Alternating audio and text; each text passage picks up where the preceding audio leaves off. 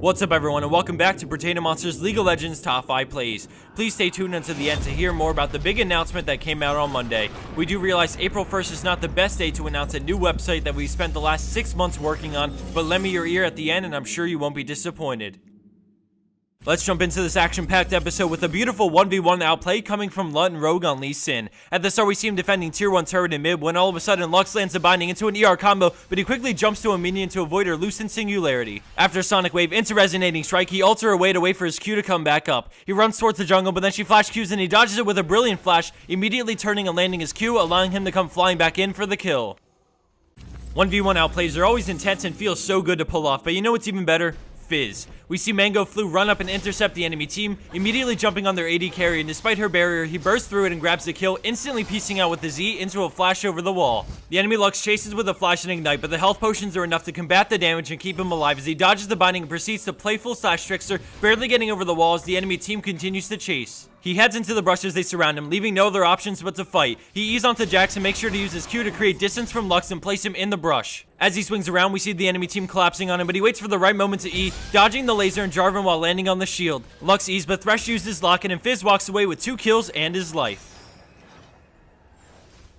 Coming in at our number 3 spot is Origen on Nidalee in a very high elo game. The first thing we notice is the score, 7-22. This will give you an idea of how fed the enemy team is as she makes this play. After shutting down Nocturne, she rushes at the enemy team because she knows they overextended to try and kill Tristana. She pounces and immediately pops out a Cougar to spear, grabbing the double kill off of Elise. Afterwards, she courageously pursues and goes all in with a flash pounce into a huge E for the triple kill off of Ezreal. She then gets polymorphed and afterwards kicked away, but she grabs the quad mid-air with her Q. Now left with a 1v1, she quickly pops out and heals herself at 22 health, spearing him after and then going into Cougar form, killing him in between auto attacks while less than 20 health. Coming in at second place is Gotio BG on Janna, and at the beginning of the scope we see the enemy Olaf looking to engage with the slow on Ashe, so Janna turns and slows him with Zephyr, but he ults and chases. Ashe turns to volley and hits the 2 in the back, and then Pops goes to escape, but then all of a sudden we see an arrow come out and Janna falls back to take the stun, but she started a clutch tornado right before it hit, allowing the triple knockup and arrow to follow for the kill, and Olaf as the creep finishes off the enemy Ashe. They both flash away and she shields the cleaver damage into a beautiful monsoon before Mundo can connect on Ashe, stopping her ultimate early, exhausting the damage from Lux's E while throwing out a sideways tornado to clip Mundo and help Ashe escape, all while dodging the Lux's Q. After her Zephyr, she runs into the river as the friendly Lee Sin comes in as well as Katarina, making this entire insane escape turn into a 4-for-0 exchange. And for our number 1 pro play for this week, we have NR Foxy on Diana, and her team is down by 19 kills and almost 10k gold. We see her go after the AD carry with Crescent Strike and massive burst from her ultimate, forcing Lulu's ultimate but still killing her through it. Afterwards, she swaps to Lulu, dealing decent damage before getting polymorphed as she sees the rest of the enemy team coming towards her, so she bails into the jungle, stopping to quickly kill Lulu with the orbs in her passive and then running away. As she slips into the jungle, the enemy Kha'Zix decides to chase because he has vision on her. He leaps over the wall and goes stealth, but she turns with a Q, ulting in and popping her shield, dealing huge burst damage to him and finishing him off with the final Lunar Rush. She goes into the brush with extremely low health as we see Aurelia and Kassadin split and go on the hunt for her. Aurelia face checks and she immediately jumps onto Diana but gets bursted and DFG'd, going down for the shutdown kill. With one player lurking around, she keeps an eye out for Kassadin, and once she sees him, she backs off in preparation for his port, dodging it into a flash in case he tries to E, and then with everything up, she turns things around with the help of Lux for the 5th kill and ace in this Diana rampage. This bonus clip of the week is brought to you by Raid Call. Communication is always vital when competing in tournaments. Winning a match requires perfect coordination. You cannot win by yourself. Raid Call.